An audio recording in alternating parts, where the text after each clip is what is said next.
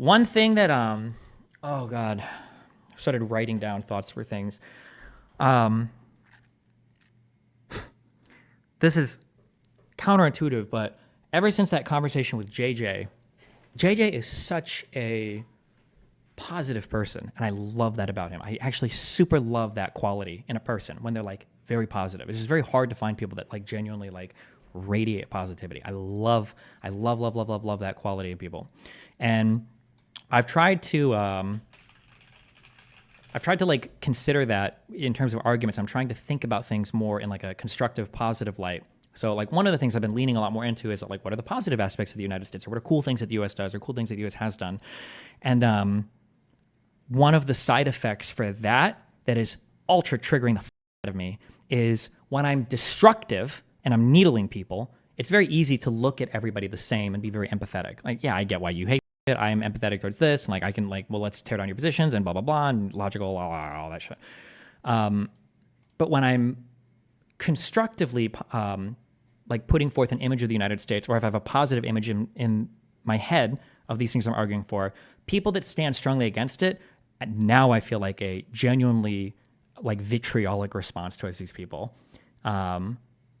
Like I feel like being positively or constructive about the things that I'm thinking makes me hate the people that are in opposition to it even more.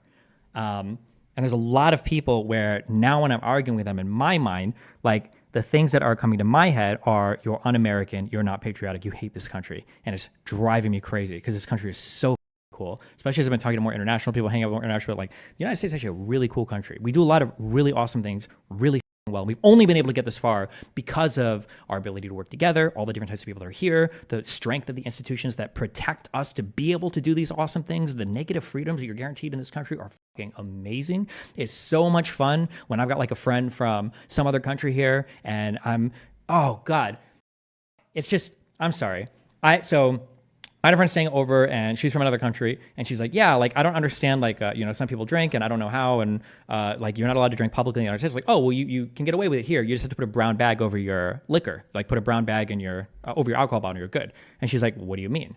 And I'm like, well, if you're outside and you've got an open container and a police officer sees that, then they can pull you over or they can give you a ticket because you're not supposed to drink publicly. But if you put a brown bag over it, they can't pull you over. And she's like, why? They obviously know you have alcohol if there's a brown bag. And I'm like, because this is the goddamn United States of America, and that cop needs probable cause to come up to you and talk to you and ask you to see what you're doing. She's like, what do you mean? They can just come up and say like, hey, is that alcohol? Show me. And I was like, no. In the United States, you can tell a cop to f off, to suck your fucking cock. If he doesn't have did he get a call complaining about you? Does he have a probable cause to think you're committing a crime? If he doesn't, he can't say shit to you. So if you've got a brown paper bag over it, you just keep on walking. That's really cool. I think that's pretty unique. I don't know if any other country has that same protection. I'm sure at least some do, but I know like in the UK, I don't think they do. In Sweden, they don't. I don't think in Germany and France they have that protection. There's just a lot of cool things about the United States that I'm super proud of. And when I think of the United States, not the United States, I'm sorry. When I think of for the voting stuff too, there are so many people involved at so many stages for the voting stuff to make sure that it goes right. And I felt bad because I even get emails from people who are like, yo, like I'm a conservative and I voted for Trump and I'm sorry even listening to you. I don't support Biden, blah, blah, blah. But I worked as an election official in Georgia and like we tried so hard. There were observers. We did everything by the book. When we did the recounts, we were doing this and that, but people like still don't trust it. It's like hopeless. And yeah. And it's the same thing too that I feel for our intelligence agencies, especially knowing so many people in the military, out of the military, working in intelligence, working out of intelligence. Most of these people are just like normal, like chill Americans. Most of them are good people. They just want to do like the right thing. Are there bad apples? Of course. Are there bad people? Of course. Have there been like military leaders that have wanted to do like weird things? People who have like Operation Northwoods or whatever? Yeah, for sure. But in general, the average American working any of these jobs, loves his country, loves his fellow citizens, just wants to like work, go home, like be chill. Like most people are like that. And if you're starting with this assumption that all these Americans are bad people, like, bro, you just gotta get the out of this country. You need to leave. You need to be deported. You need to go the fuck away. If you want to fly a Confederate flag, then, go jump in the ocean or go find some country somewhere else. Or if you trust Russia more than our media, go to Russia and protest and see how that goes, okay? Like, go somewhere else and see where you have, like, yeah, it drives me crazy. God, but let me be clear, though. I'm not saying you can't criticize this country. We're not beyond reproach. You can definitely criticize the country. I think that's totally fair. But God, it comes from such a hateful place and like a place of such deep distrust where yeah, they act like all these Americans are invested in like the destruction of the country. It's like, bro, these are your fellow Americans. Most of these people are really chill. Like, my God. But honest question, why isn't there an ID requirement in the US? Is it because of the price, or is it because it's a pain to get? Here is my emotional feeling, my intuition on that, okay? Here's my intuition on that. The problem is, and I agreed with Sean, we talked about this on stage a little bit, if you want to change your voting laws, do it prospectively. If you think something should change, then do it. When you do something after you've lost, everybody looks at it a lot differently. And unfortunately, that's what conservatives tend to do. They fix it on things after they lost the election. And it's like, well, now it doesn't feel like you want to do it. Now, I still think, honest to God, if you want to do like voter ID in the United States, I don't think there's a problem with that. I think that's fine. Like I think even most states right now might have voter ID laws. How many states in the US have some form of voter ID? Why do I feel like it was like 31 or 37? Have I seen this before? Maybe I'm making that up. Hold on. This says 36 states have laws requesting or requiring voters to show some form of identification at the polls. Now, I don't know what that means. Requesting or requiring? Does that mean you don't have to? Also, when they say some form of identification, I don't know what that means. Like in Nebraska, when you voted, they would have like a piece of paper, and then they would go down, and then what did you do? I think you just said like, here's my name and address, and they would find you on their voter roll. It's like, oh, I'm this guy, I live here, and you go, oh, okay, we see you. But yeah. But yeah, I don't think there's anything wrong with like having an ID to vote. I don't think there's anything wrong with that at all. It's just when you only do it like retrospectively after you've lost, then it makes it seem like it's a more sinister motive, you know? $2 trillion missing from the Pentagon, 2001, no media. Wasn't the reason why that audit like failed is because there's a lot of stuff they just can't let you see? Like they can't like publish information about where some of the stuff goes? I thought that was, I feel like I looked into that one time, but I don't know. Destiny is such a dedicated institutionalist. It's pathetic. This is the one thing that I wish I could make you understand, okay? You talk about how I'm a dedicated institutionalist and I'm pathetic. The institutions of this country are what allow us to do everything that we've done today. You have to understand that United States doesn't exist without institutions. Having a government to guarantee both your negative and positive rights is essential. The safeguarding of your rights only happens when you have the institutions there to protect that. Like we have a right to all of these freedoms, and they only exist as long as they can be safeguarded by the government and then the people that support the government. Like that has to happen. Otherwise, whoever the strongest guy on the block can just, blow your house up or kill you or, your wife, unless you're into that. Like it has to be there. Destiny, I was in the Army and spent years overseas. People who haven't left the country have zero idea how great we have it. It's not perfect, but good luck finding better. Yeah, true. Can you name the 3 most important institutions in the United States? What were the 3 most important institutions? Well, it depends on how you define important, right? Because could I say number 1 is the military? Because without that, we would get destroyed. So some sort of safeguarding of military immigration to keep us actually as a country is probably important.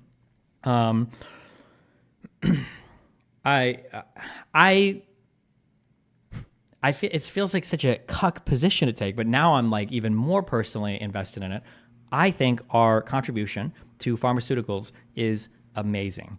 I can't really say this for sure because I truly don't even know. I should ask my mom.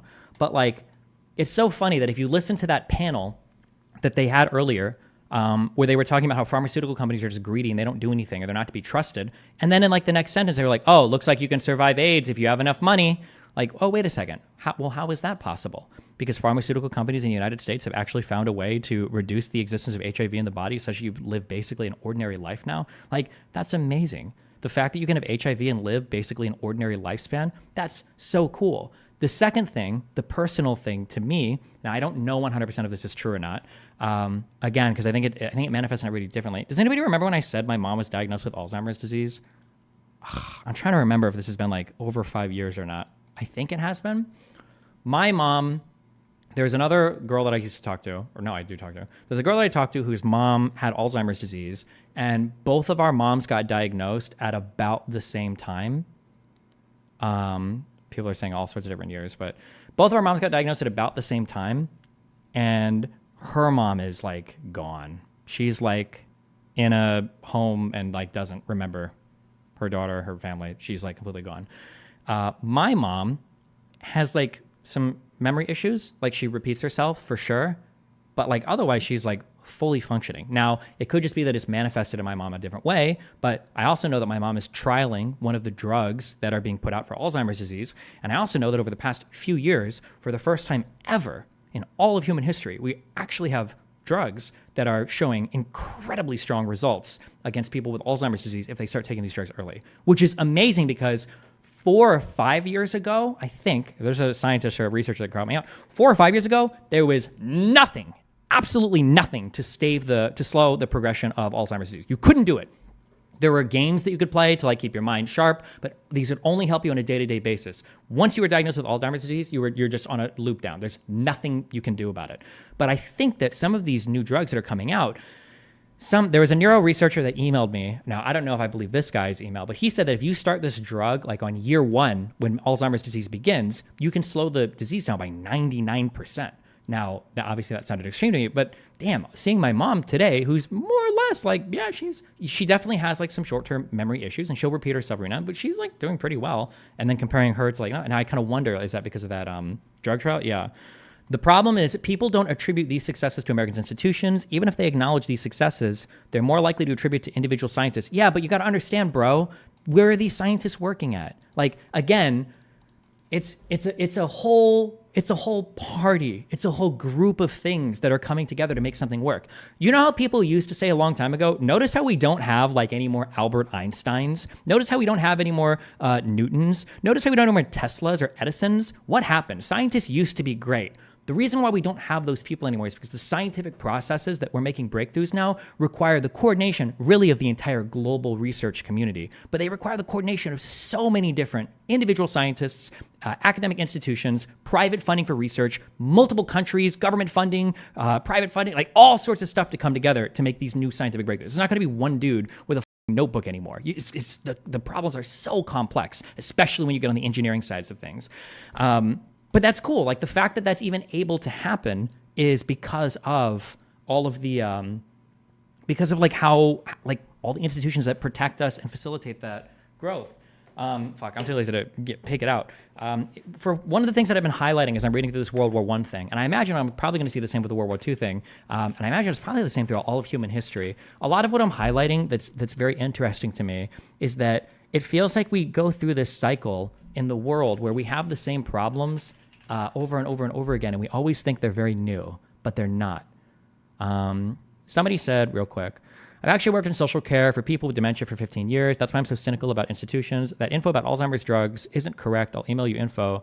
You can email me if you want. I might not have been perfectly correct, but I do know that over the past few years, there have been breakthrough drugs that are starting to treat Alzheimer's disease that had never been existed before. I know that to be true. Now, whether they're as promising or not as promising is not my email. Like I said, that guy emailed me something really promising that 99% of you start like on year 1. But I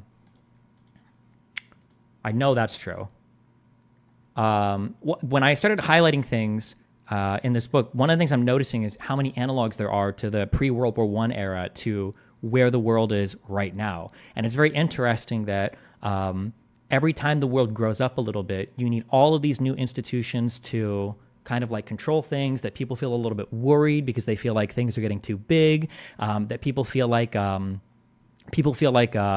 there's like, we're losing the common man. We're selling ourselves out to these like larger governments and everything. I thought it's very interesting to see that pop up in regards to pre-World War I stuff. I imagine it'll come up with World War II stuff. It probably was like Age of Enlightenment stuff or industrialization, 1 and 2, like, yeah.